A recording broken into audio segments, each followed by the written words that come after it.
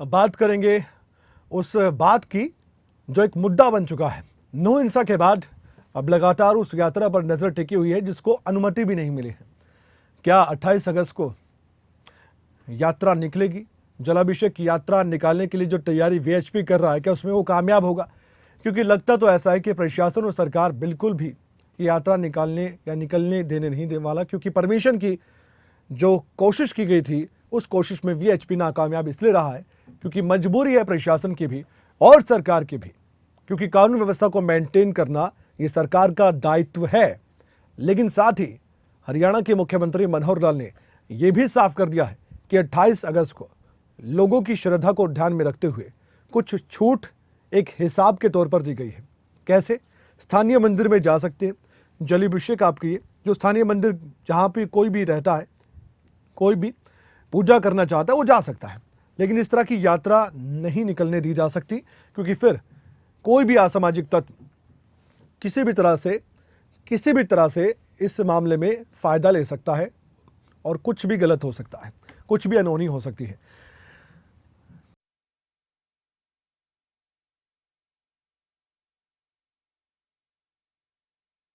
शंकर तिवारी साहब राष्ट्रीय प्रवक्ता है विश्व हिंदू परिषद के, उनसे हम बातचीत करते हैं इस मसले पर।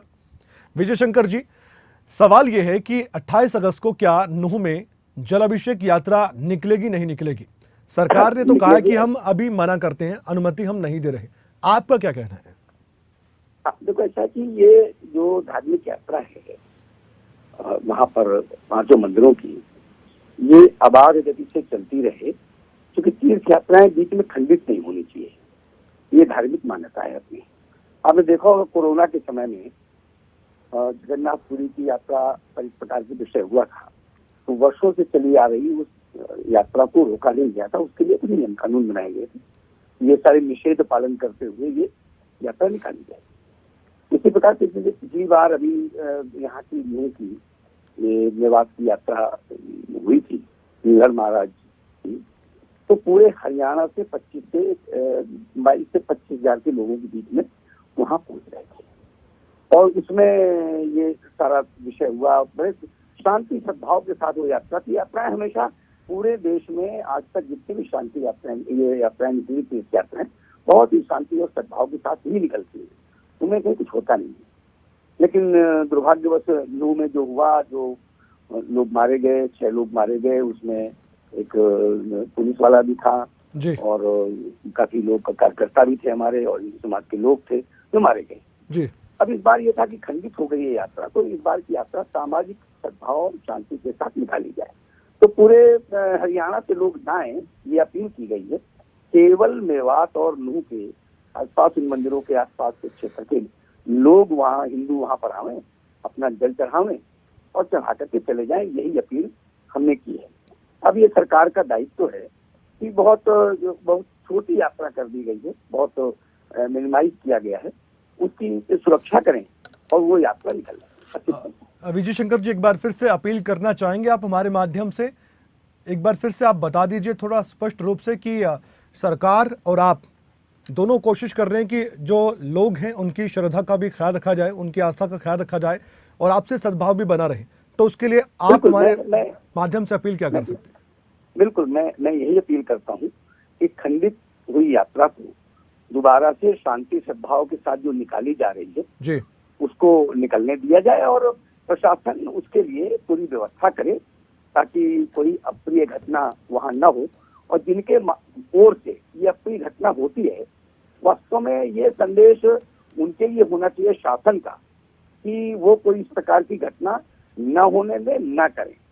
बाकी जो तीर्थ यात्री हैं वो तो बहुत बच्चों को लेके जाते हैं, पत्नियों को लेके जाते हैं, माता को लेके जाते हैं, तो उनकी तरफ से तो ऐसी कोई संभावना न पहले थी न अब है। विजय शंकर जी, मुख्यमंत्री मनोहर लाल ने कहा है कि हम जनता की श्रद्धा का ख्याल रख रहे हैं, तो ऐसे में जो स्थानीय मंदिर है जहां पर मेवात के लोग रह रहे हैं, वहां वो चाहते हैं कि जलाभिषेक करने जाए तो वो जा सकते हैं, लेकिन यात्रा को मनाही है, यात्रा नहीं निकाल सकते आप।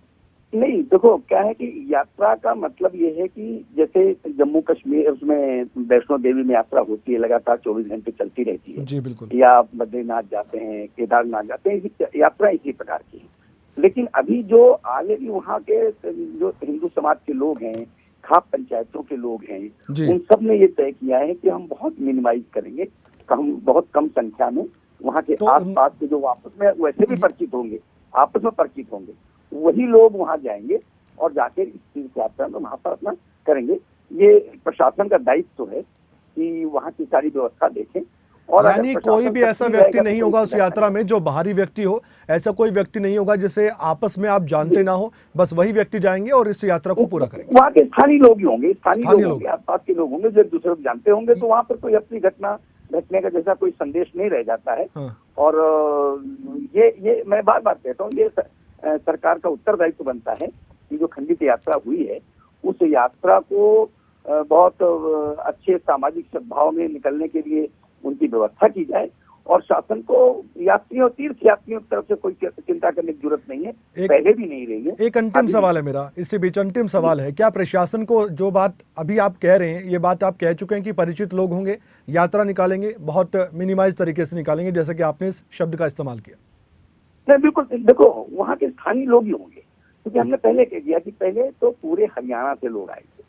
जैसे तीर्थ यात्री आते हैं, ठीक है, तो गांव-गांव से आते हैं और लोग अपने उससे आते हैं, मन से आते हैं। लेकिन इस बार ये है कि भाई आस-पास के लोग होंगे, वही मेवात क्षेत्र के लोग होंगे, हिंदू समाज के लोग होंगे, वो अपनी एक छोटी यात्रा लेकर के जाएंगे और संभावना है कि वो सब एक दूसरे को जानते होंगे और वो जाकर अपना तीर्थ यात्रा करके और जल चढ़ाकर वापस आ जाएंगे। उसमें कोई भी किसी प्रकार की दिक्कत नहीं है। मैं तो ये कहता हूँ, बताइए, अभी बद्रीनाथ की यात्रा होती है, अभी तक ऐसी कोई घटना घटी है क्या? केदारनाथ की यात्रा कोई घटना घटी है क्या?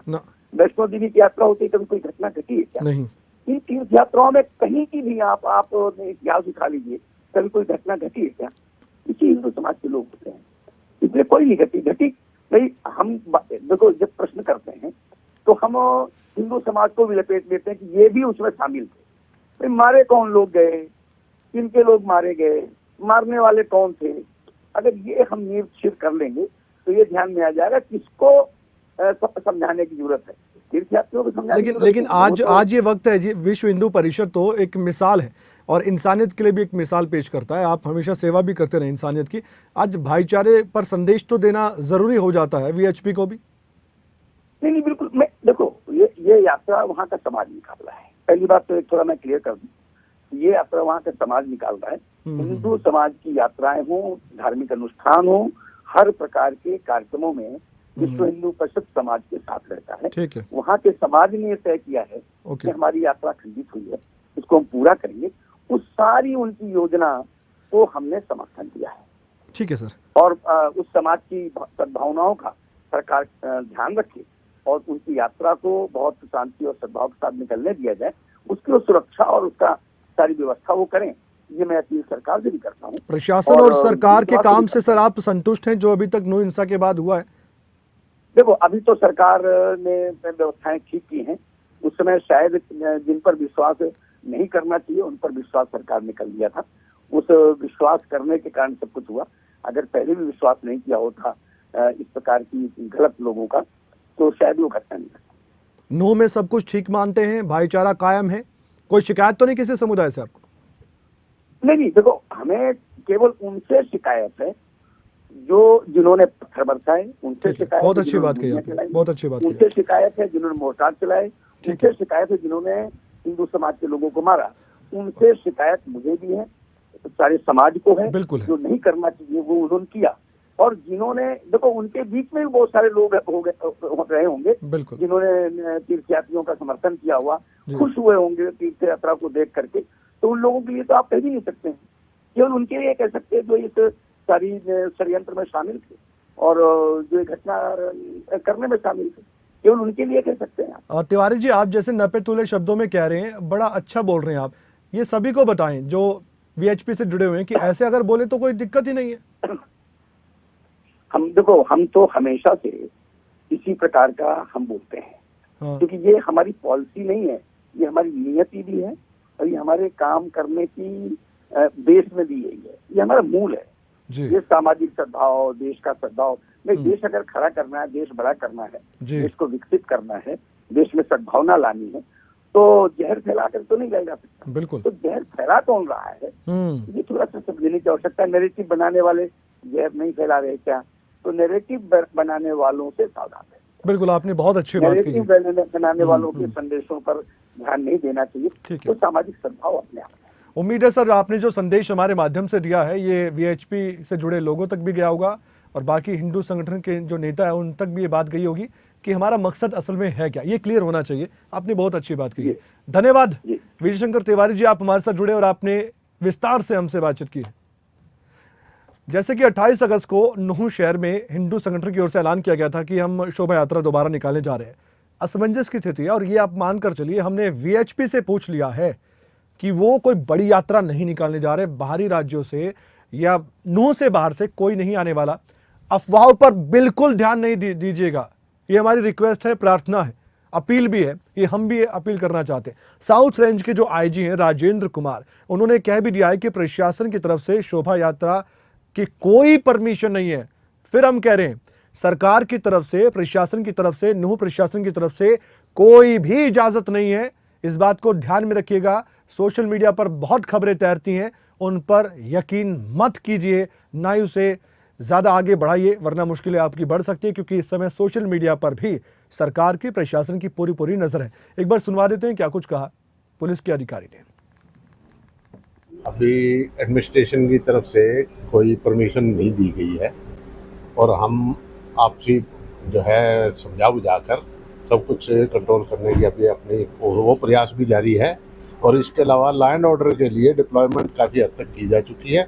डिप्लॉयमेंट के फ्रंट पे भी हम अपना बंदोबस्त पूरा करके रखेंगे। जब अभी बताया आपको, फॉर्मली के परमिशन नहीं दी गई है यात्रा की, तो इसलिए जो है हर कोशिश की जाएगी, चाहे समझाने बुझाने पर लॉ एंड ऑर्डर मेंटेन करें।